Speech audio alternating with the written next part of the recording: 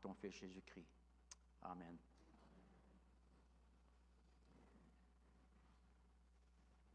Alors, ça a l'air que c'est la fête des pères aujourd'hui.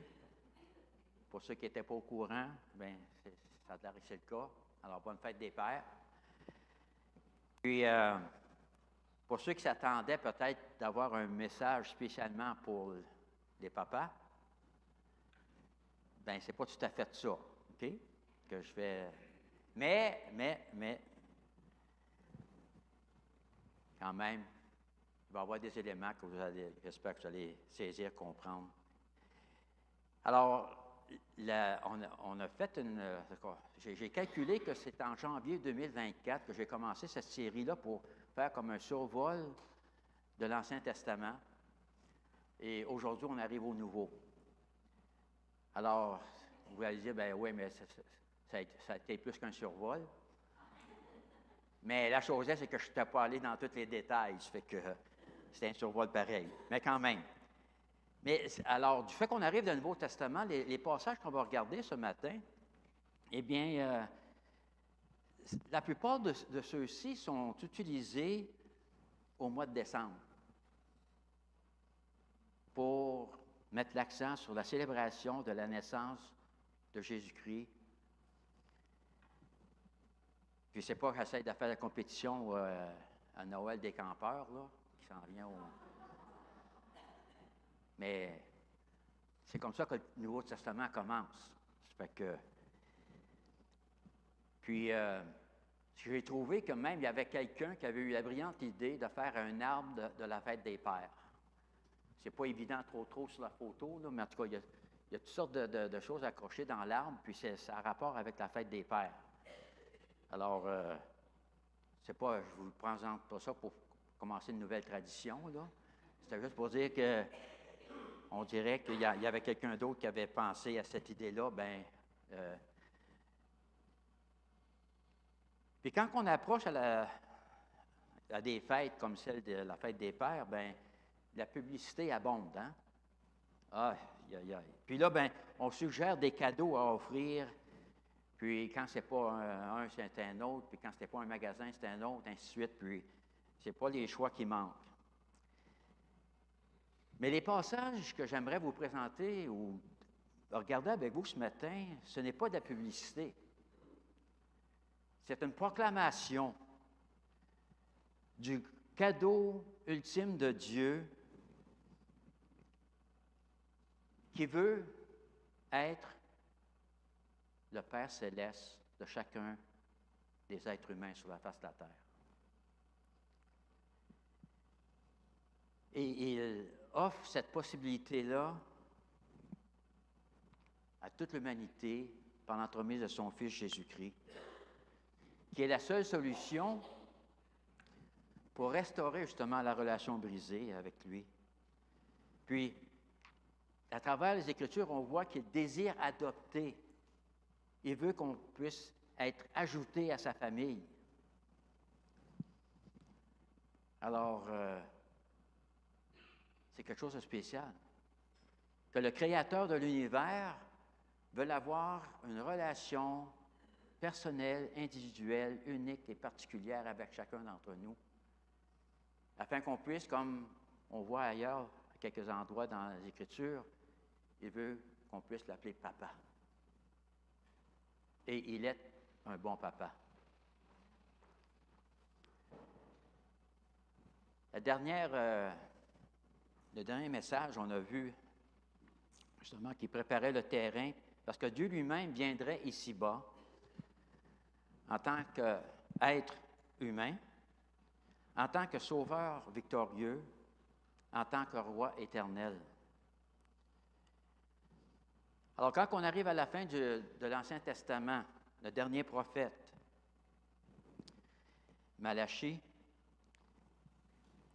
les dernières révélations que Dieu a faites entre ce point-là et jusqu'à temps qu'on arrive aux évangiles, le message qu'on va regarder ce matin, il y a 400 ans de silence. Et pendant cette période de temps-là, Dieu n'a pas inspiré aucun prophète à rajouter à sa parole. Mais il avait fait des promesses qu'un libérateur viendrait. Et le peuple anticipait cela. Mais imaginez-vous attendre 400 ans. Hein? Quand on va à quelque part, là, puis qu'on est obligé d'attendre 4 secondes, on pense que c'est une éternité. Hein? Mais 400 ans. Puis quand on arrive à l'époque du Nouveau Testament, eh bien, Israël est occupé par les Romains. Et ça fait environ 60 ans. Le peuple est aux prises avec de lourds impôts, du travail forcé, de l'injustice, de l'oppression. Puis le peuple qui aspirait justement à ce libérateur-là, bien, il commence à se concentrer ou à désirer un libérateur politique qui viendrait rétablir, mais dans un premier temps, les délivrer de Rome, puis de rétablir en tant que nation, pensant à la gloire du temps de Salomon, de David. Mais la délivrance spirituelle, à ce moment-là, c'était peu important. Ça ne faisait pas partie de ce que c'est qui comprenait ou qui saisissait. Mais en fin de compte, la dette de leur péché n'avait pas encore été payée. Ils avaient besoin que le libérateur de Dieu puisse venir et les délivrer spirituellement.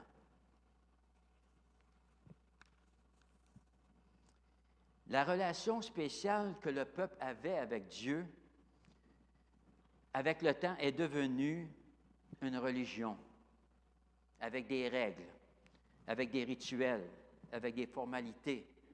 Mais en fin de compte, c'était devenu complètement vide, mécanique. Puis Dieu n'était pas du tout impressionné avec cela. Puis il reprend son peuple à plusieurs reprises. Et un de ces endroits, c'est dans Amos 5, 21. Et là, il s'adresse à son peuple. Je hais, je méprise vos fêtes, je ne puis sentir vos assemblées. Quand vous me présentez des holocaustes et des offrandes, je n'y prends aucun plaisir. Et les veaux engraissés que vous sacrifiez en action de grâce, je ne les regarde pas. Éloigne de moi le bruit de tes cantiques. Je n'écoute pas le son de tes luttes. Alors, imaginez, le peuple entend ça par l'entremise du prophète Amos. Je pense qu'ils se sont étouffés sur leur gomme. C'est, hey, moi, je pensais que. Oui, mais tu pensais à tort et à travers. Alors, même si le peuple ne le réalisait pas, qu'il n'en était pas véritablement conscient, c'était une délivrance spirituelle qu'ils avaient besoin. Et que cette délivrance-là, bien, ils ne pouvaient pas se l'approprier par leurs propres moyens, par leurs propres efforts. Alors Dieu s'apprête à annoncer l'accomplissement des prophéties qu'il avait détaillées à travers l'Ancien Testament. Depuis la première promesse qu'il avait faite en Genèse 3,15. C'était le point culminant de tout ce que c'est que Dieu avait mis en place,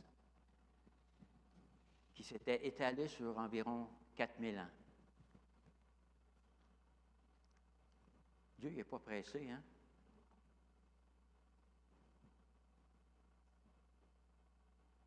Puis, chaque annonce qu'il s'apprête à faire, qu'on va regarder ensemble, s'adresse à des différentes personnes, à différents endroits, à différents temps, et donnant différents détails. Le premier, c'est que Dieu a annoncé l'arrivée de son libérateur, un sacrificateur fidèle. On trouve ça dans dans Luc. On va regarder plusieurs versets dans Luc, chapitre 1 et 2, puis plus tard Matthieu 2. Alors, pour ceux qui ont leur Bible qui veulent suivre là, mais je vais afficher en même temps les versets. Alors, Luc, dans son évangile, mentionne Zacharie et Élisabeth. C'est un couple âgé, sans enfant, parce qu'elle est stérile. Mais Luc écrit que ces deux étaient justes devant Dieu. Alors, Zacharie, en tant que sacrificateur, se trouve dans le temple et s'affaire à ses responsabilités de sacrificateur. Et en faisant cela, tout d'un coup, un ange lui apparaît. Il est tout seul, l'ange lui apparaît. Et j'ai l'impression qu'il a dû sursauter. Parce que j'ai l'impression que c'est la première fois que ça lui arrivait. Puis l'ange a quelque chose à lui dire. On voit ça dans Luc 1, 13 à 17. Il dit, ne crains point, Zacharie, car ta prière a été exaucée. Ta femme, Élisabeth, t'enfantera un fils et tu lui donneras le nom de Jean. Il sera pour toi un sujet de joie et d'allégresse, et plusieurs se réjouiront de sa naissance. Il sera rempli de l'Esprit Saint dès le sein de sa mère. Il ramènera plusieurs des fils d'Israël au Seigneur leur Dieu. Il marchera devant Dieu avec l'esprit et la puissance d'Élie pour ramener les cœurs des pères vers les enfants et les rebelles à la sagesse des justes, afin de préparer au Seigneur un peuple bien disposé. Alors l'ange... Ah, excusez, j'ai sauté une place, hein? Ouais. Excusez-moi. Mais vous l'avez entendu.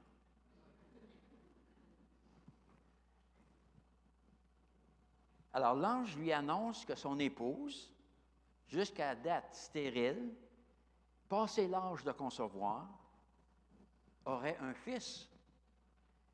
Mais, puis juste ça a dû, on va dire, ravir Zacharie. Hey, ça dit qu'il prie, ta prière est exaucée.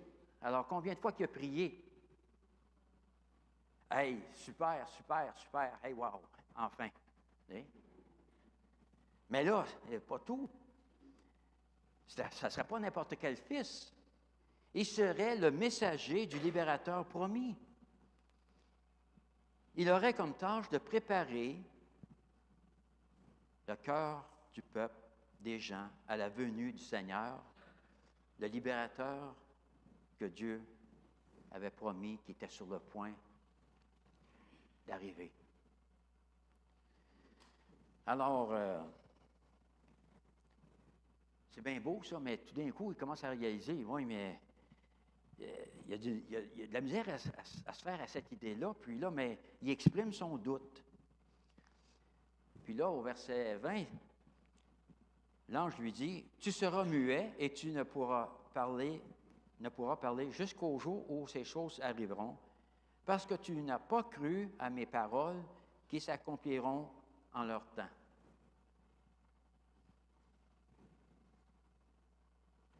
Drette là, il se retrouve muet.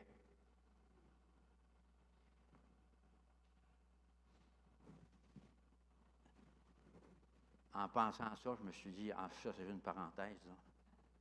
Merci Seigneur que tu ne me mets pas muet quand je te désobéis. Parce que je pense que je ne parlerai pas souvent.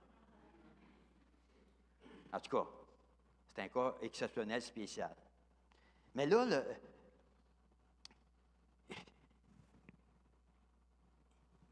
il devait retourner vers le peuple là, qui l'attendait dehors. Qu'est-ce qui était pour leur... Comment est-ce qu'il était pour communiquer? Il ne parlait pas.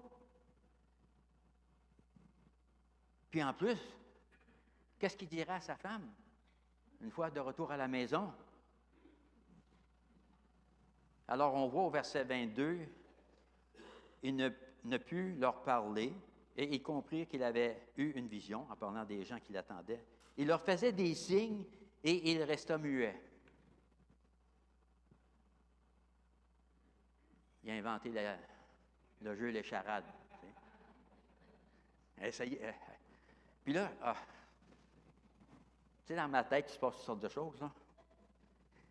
Comment est-ce qu'il a expliqué ça quand il est arrivé chez eux à Élisabeth? Je m'imagine, tu sais...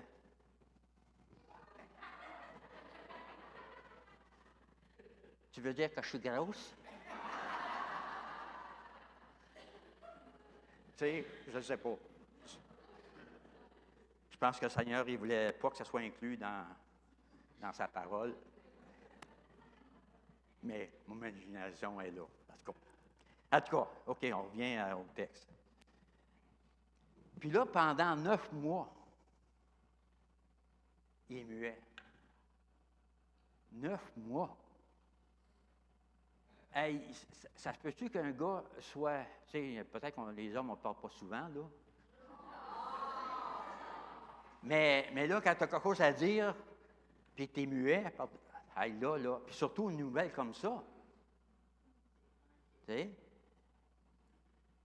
Puis, il voulait dire à Élisabeth, là, ce qu'il avait vu, ce qu'il avait entendu, puis la nouvelle, puis, hey, tout excité. En tout cas. Mais l'ange, j'avais dit, ça va être mieux jusqu'à temps que ces choses arrivent. Hein? Alors, quand que le fils est né, la langue de Zacharie s'est déliée. Puis là, ça a été comme une explosion, une éruption de tout ce que c'est qui est en dedans. Là, Puis là, on le lit dans Luc 1,68.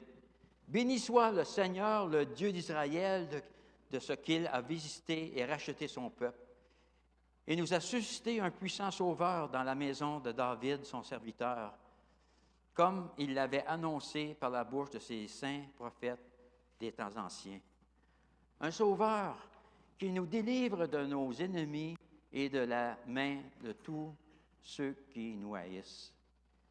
C'est ainsi qu'il manifeste sa miséricorde envers nos pères et se souvient de sa sainte alliance, selon le serment par lequel il avait juré à Abraham, notre père, de nous permettre, après que nous serions délivrés de la main de son ennemi, de le servir sans crainte, en marchant devant lui dans la sainteté et dans la justice tous les jours de notre vie. »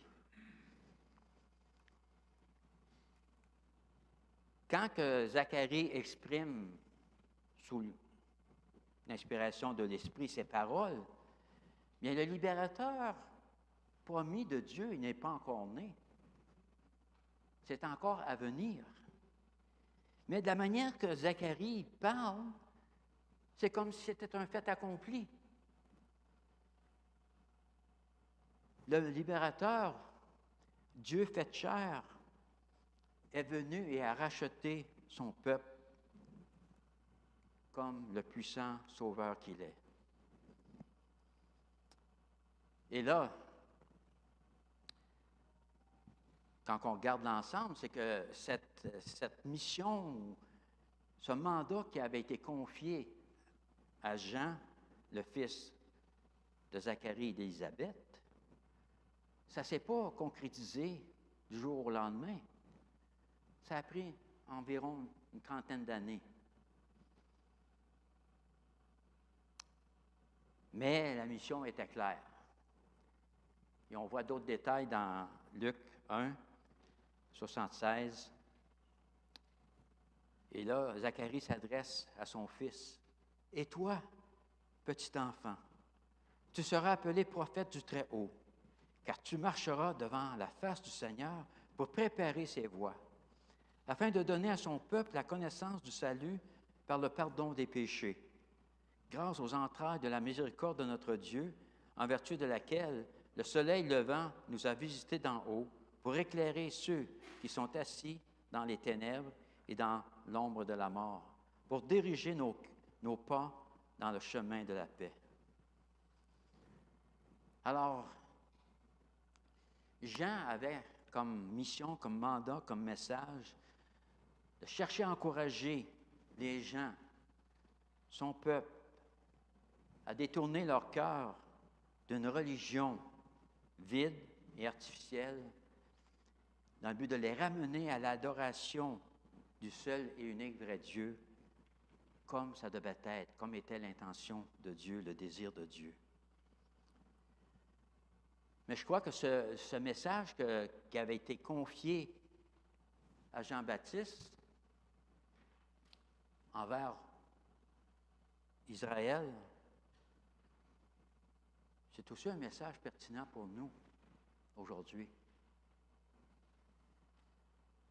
C'est que nous aussi, on doit veiller et s'assurer qu'on n'essaie pas de marchander avec Dieu, d'essayer d'apaiser Dieu, de gagner sa faveur par nos efforts personnels, par nos rituels, par nos règles, pensant que le plus qu'on va en faire, plus que Dieu va être impressionné.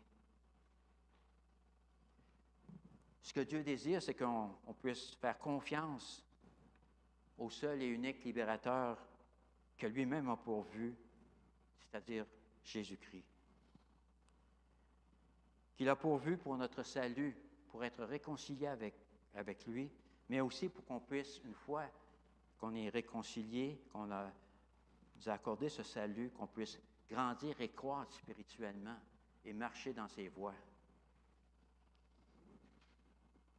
Alors Dieu a annoncé l'arrivée de son libérateur à un sacrificateur fidèle.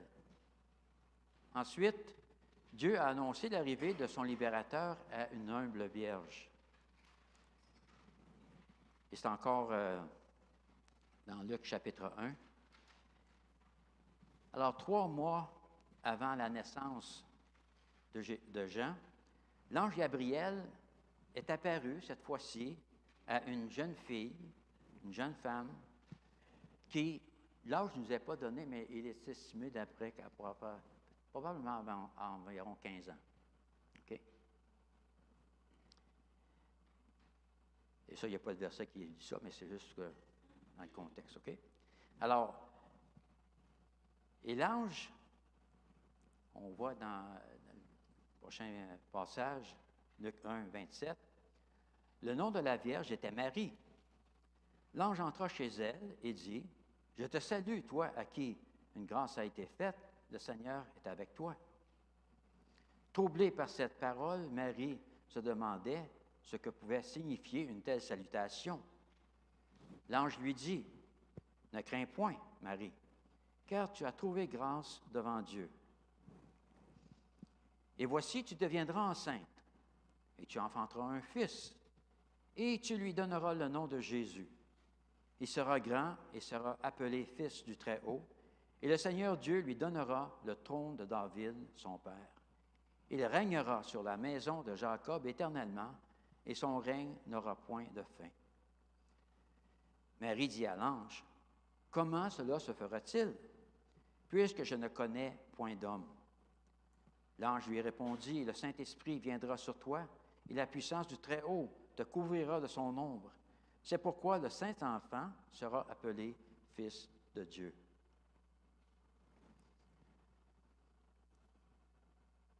On ne peut que s'imaginer qu'est-ce qui s'est passé dans la tête de Marie quand on lit ces paroles. Elle a sans doute, elle pose quelques questions, mais il y en a d'autres probablement qui lui trottent dans la tête. Puis, en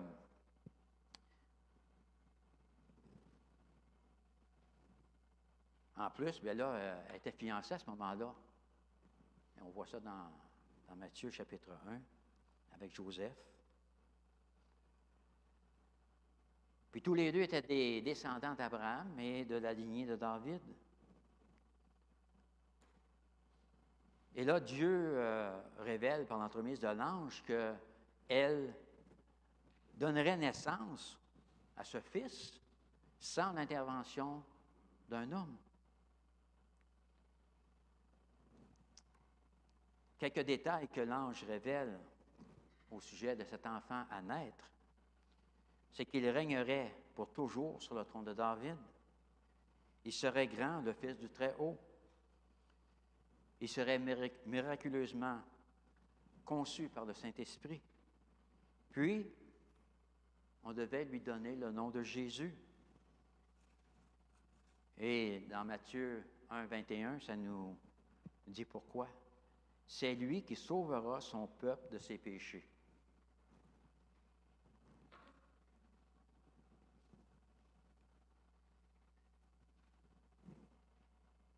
Si un peuple religieux, parce que c'est comme ça qu'il se considérait, avait besoin d'être sauvé de ses péchés, mais cela doit nous amener inévitablement à reconnaître que la religion ne sauve personne. Personne. Quelle que soit la religion, le titre qu'on va y donner, les rituels, les règles ou quoi que ce soit, les formalités, ça ne sauve personne. Mais cette annonce que l'ange fait à Marie, c'est une annonce unique et sans pareille. Et ça a chambardé la vie de cette jeune femme. Parce qu'être enceinte hors mariage avait des conséquences sérieuses à l'époque. Puis là, une fois que l'ange est parti, bien, comment est-ce qu'elle expliquerait ça à son fiancé Joseph, à ses parents, à ses amis, aux autorités religieuses, à ses voisins, ses voisines, ainsi de suite? Qu'est-ce qui lui arriverait? Serait-elle condamnée et lapidée à mort? Ça aurait pu. Mais on voit que Dieu a envoyé un ange dire à Joseph, panique pas, relax, tu sais, prends-la comme ta femme, puis prends-en soin. Mais ils n'ont pas eu de relation, là. Mais voici la réaction, malgré toutes les questions qui pouvaient lui trotter dans la tête, ce que Marie a dit à l'ange. Je suis la servante du Seigneur, qu'il me soit fait selon ta parole.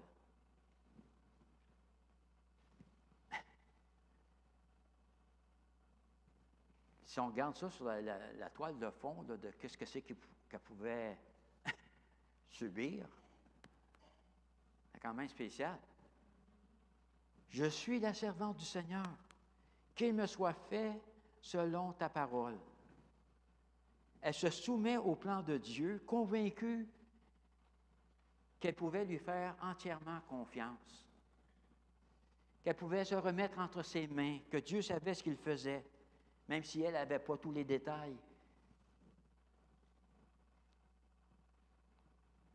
Et là, elle s'en va visiter Élisabeth, qui est enceinte de Jean, mais qui n'est pas encore née. Et Élisabeth l'accueille avec ces paroles. Le texte est un peu plus long, là, mais je voulais juste faire ressortir celui-ci dans Luc 1, 43. Lorsque Marie entre, Élisabeth dit, « Comment m'est-il accordé que la mère de mon Seigneur? »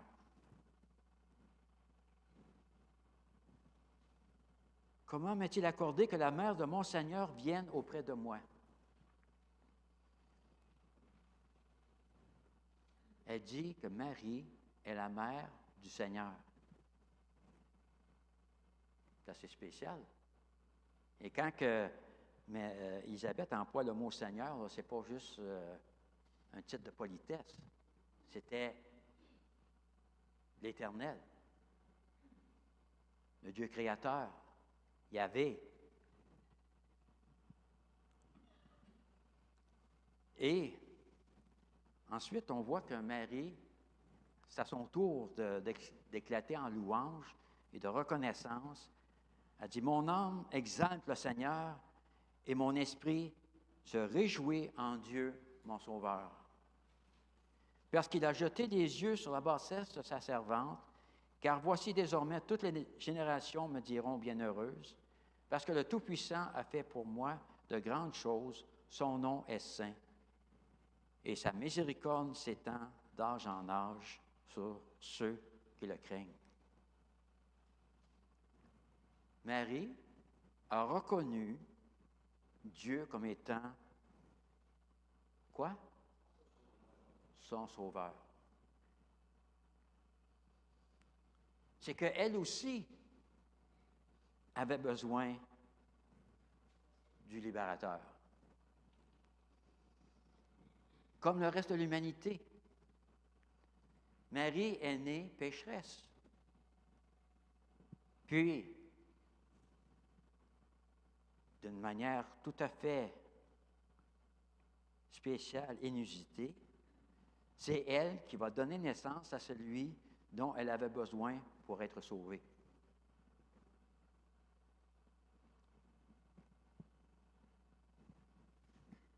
Et elle a obtenu le salut de la même manière que le reste, par la repentance et la foi dans le libérateur.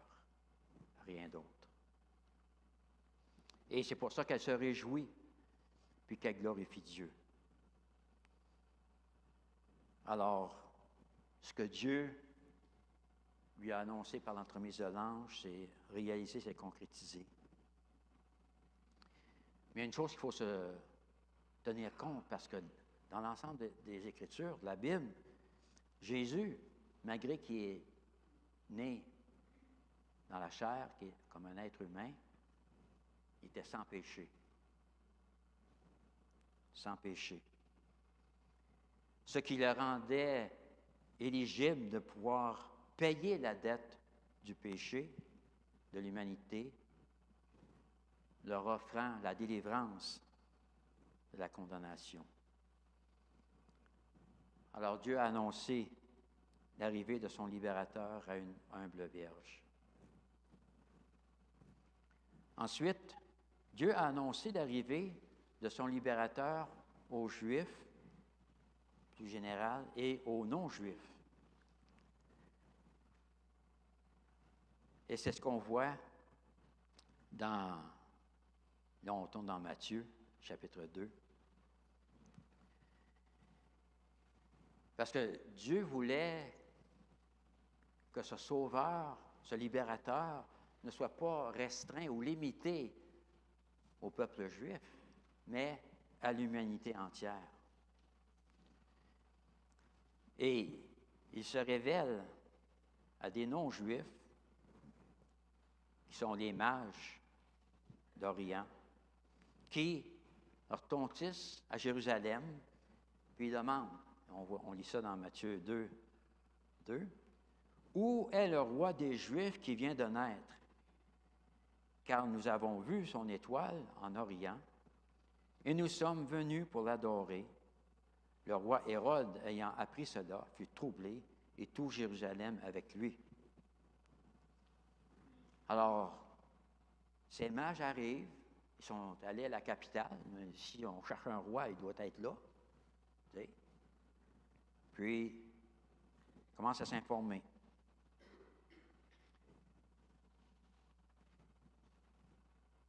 Puis là, ces mages, ces hommes, disent pourquoi ils sont venus. C'était pour quoi?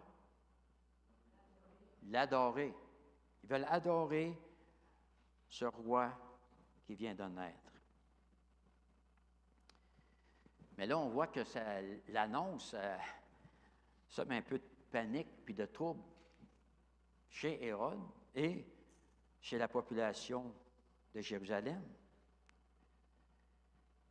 C'est parce que Hérode étant le roi, bien, tout d'un coup, on lui dit, il y a un autre roi. Il se sent menacé, il se sent qu'il peut perdre son trône ou quoi que ce soit. Puis les habitants de Jérusalem, eux aussi, sont troublés parce que Hérode, il a une réputation.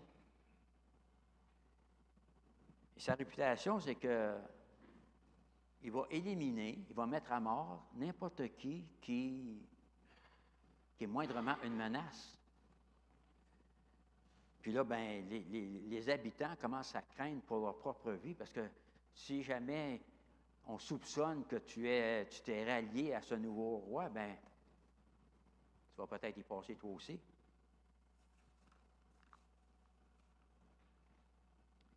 Mais on voit que les rumeurs courent, en tout cas, que les gens en moi, Jérusalem, entendent les nouvelles qu'un roi est né, puis que là, il y a des mages qui le cherchent.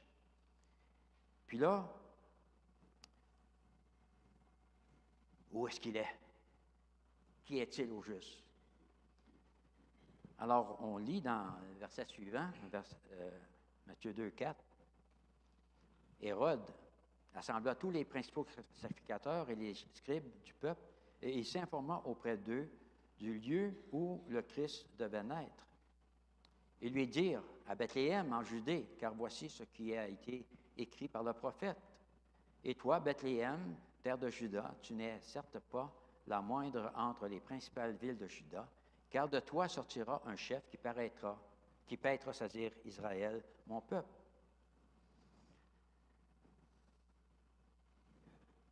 Qui est-ce que les mages cherchaient? Ils l'ont identifié comme étant qui?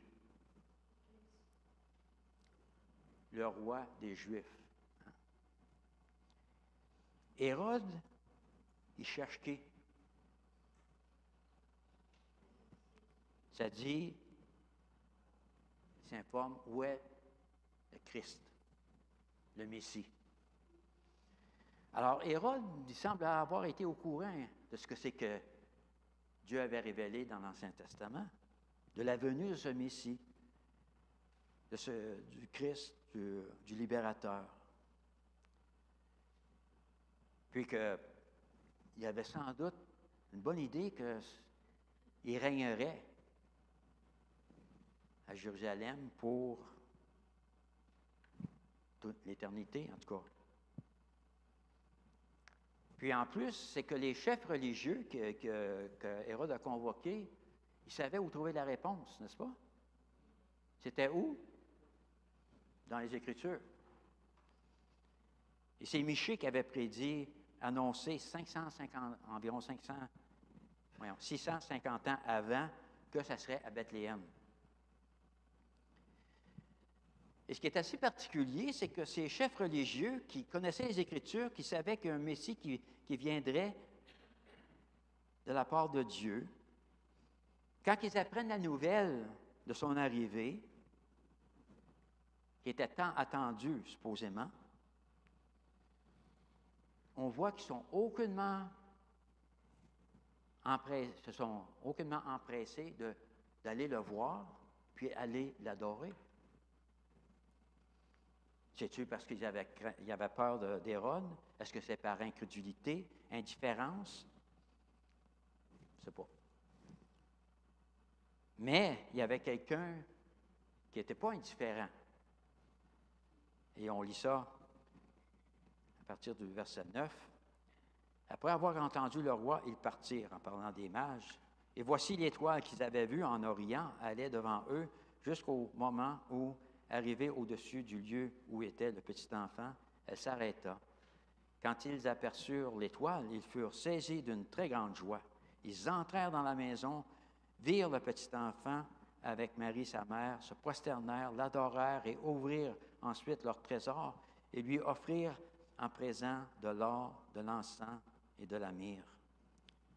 Puis l'étoile les a amenés exactement à la maison où se trouvait Jésus. Et ils sont entrés et ils l'ont adoré. Ils avaient enfin trouvé celui qu'ils cherchaient afin de pouvoir l'adorer. Et là, on lit que Dieu leur dit de prendre un autre chemin pour retourner chez eux, puis pour éviter de retourner vers Hérode, parce que lui, il avait dit, « Vous me direz pour que je puisse moi aussi aller l'adorer. » Hein? Alors, on voit un peu plus loin dans Matthieu 2,16, parce que là, il se rend compte que les mages ne sont pas revenus pour lui dire quoi que ce soit. Alors Hérode, voyant qu'il avait été joué par les mages, se mit dans une grande colère et il envoya tuer tous les enfants de 2 ans et au-dessous qui étaient à Bethléem et dans tout son territoire, selon la date dont il s'était soigneusement enquis auprès des mages.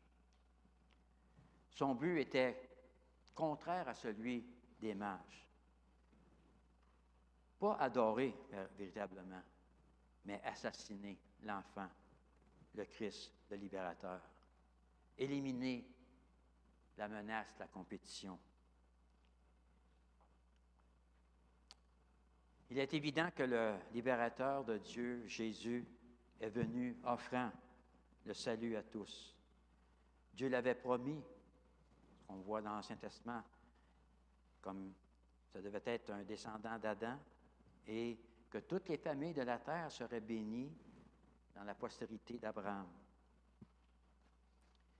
Alors, la bonne nouvelle est pour toutes les catégories de gens, de personnes, les vieux, les jeunes,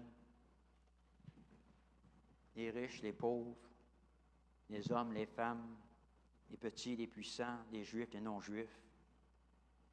Pour chaque personne, de chaque culture, de chaque époque, personne n'est au-delà de la grâce de Dieu qu'il offre en son Fils Jésus-Christ. Alors Dieu a annoncé l'arrivée de son libérateur aux Juifs et aux non-Juifs. Et c'est ça c'est juste le résumé de ce qu'on a vu. Dieu avait promis qu'il fait une série de prophéties, de promesses, mais elles se réalisent, s'accomplissent en la personne de Jésus, qui est venu fournir la vraie délivrance du péché, de la culpabilité, de la peur, de la honte et de l'orgueil qui nous accable. Et aussi nous délivrer de Satan, de la colère de Dieu, de la mort éternelle. Et ce n'est que par la repentance et la foi en Jésus-Christ qu'on peut justement passer de la mort à la vie, des ténèbres à la lumière. Malheureusement, ce n'est pas tout le monde qui a accueilli Jésus à son arrivée, comme on a pu voir. Puis aujourd'hui même, beaucoup sont empêchés de recevoir ou de reconnaître le libérateur de Dieu, Jésus. Parce qu'il va y avoir toutes sortes de distractions pour les attirer ailleurs, à autre chose, à investir leur temps, leur énergie, soit au travail, à élever la famille, les loisirs, ou quoi que ce soit. L'ennemi aveugle nous trompe,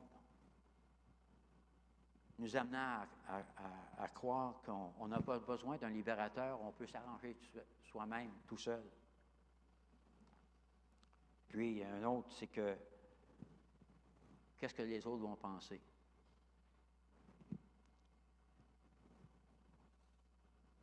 Qu'est-ce que les autres vont penser? Quelle différence que ça va faire dans l'éternité?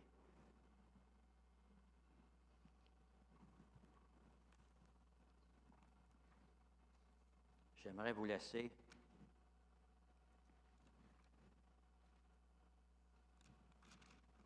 c'est la fête des pères. Et moi, je ne connais pas votre cœur, je ne sais pas où vous en êtes rendu. Je ne sais pas si Dieu, le Créateur de l'univers, est véritablement votre Père, votre Papa. Mais en son Fils Jésus, il nous offre la vie éternelle, il nous offre d'être adoptés dans sa famille. Dans Jean 1, 12, Ça dit, mais à tous ceux qui l'ont reçu, à ceux qui croient en son nom, elle, la parole, Jésus, a donné le pouvoir de devenir enfant de Dieu. Donner le pouvoir de devenir enfant de Dieu. C'est que, naturellement, on ne l'est pas. Parce que pourquoi est-ce qu'il nous donnerait le pouvoir de le devenir si on l'est déjà? Parce qu'on ne l'est pas, eh bien, en Jésus, il nous l'offre. Père éternel, merci. En cette journée de la fête des Pères, tu te montres comme celui qui désire justement être notre papa. Et je te prie pour chaque personne qui est ici ce matin, que si ils n'ont pas encore placé leur foi en Jésus-Christ pour être adoptés dans ta famille, qu'ils puissent le faire. Et pour ceux qui l'ont déjà fait, qu'on puisse désirer de cultiver cette relation spéciale avec notre Papa céleste. Et nous te remercions au nom de ton Fils. Amen.